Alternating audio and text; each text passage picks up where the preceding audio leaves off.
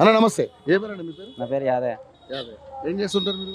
Agriculture. Agriculture. Okay అన్న, ఏం లేదు, ఇప్పుడు ఎలక్షన్స్ జరుగుతున్నాయి కాబట్టి మేము సర్వే చేస్తున్నాం చేవేళ్ళ నియోజకవర్గం మొత్తం కూడా. సో ఏంటంటే ఎలా ఉంది ఇక్కడ, ఏమనుకుంటున్నారు ప్రజలు?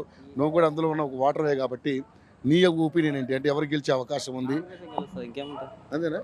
ఎందుకని కారణం? అంటే చెవెళ్ళగా కంచుకోట కాంగ్రెస్ కు చేవేళ్ళ కంచుకోవడం అంటే ఇది వరకు అది, ఇప్పుడు అటువంటి పరిస్థితి ఇప్పుడు 4 నియోజకవర్గాల కాంగ్రెస్ బంపర్ మెజార్టీ ఇచ్చింది కాబట్టి ఇప్పుడు కూడా మెజార్టీ 4 నియోజకవర్గాలు బంపర్ మెజార్టీతోనే ఇస్తుంది. గెలిచే అవకాశం ఉంది. బీజేపీ గట్టి ఫైట్ ఇస్తుంది కదా, ఏమైనా? బీజేపీకి అద్దె ఉన్నాడు కొండ విశ్వేశ్వరరెడ్డి, మేము కూడా పోయినాం. కానీ ఎప్పుడన్నా పోయి ఇన్ని రోజులు తిరిగినాక పోయి అడిగితే మీరు ఎవరు, ఎందుకు వచ్చారు, నాకు చెప్పకుండా ఎందుకు వచ్చారు అని అటువంటి కోటేసి ఏం మాట్లాడతాం ఆయన దగ్గర పోయి. అట్లా అంటాడు ఆయన.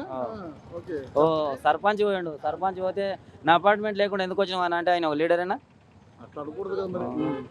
మరి అటువంటి వాడిని కోట్లేసి ఆయన పోయి ఢిల్లీలో కూర్చుంటే ప్రజలు ఉన్నట్టు కావాలి కదా మాకిట. ఓకే. సో మరి ఇప్పుడు రంజిత్ రెడ్డి గారు నిలబడుతున్నారు, అలాగే బీఆర్ఎస్ నుంచి కాసాని జ్ఞానేశ్వర్ గారు. సో రంజిత్ రెడ్డి గారు ఎలాంటి పరిస్థితి, ఎలా ఉంటారు?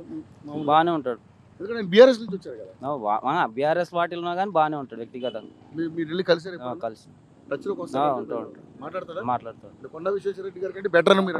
బెటరే 100% బెటర్. 100% బెటర్. సో మరి ఇప్పుడు ఫైట్ టఫ్గా ఉండబోతుంది. ఏముండే టఫ్ అది షోప్ టాప్ మాత్రమే, అంతేనా? టఫ్ ఏం లేదు. బీఆర్ఎస్ బీఆర్ఎస్ ఆయన వస్తాడు, 4 రోజులు వస్తాడు, జెండాలు కడతాడు, కులం పేలింగ్ మీద ఓట్లేడ పడతాయి, పడాయి.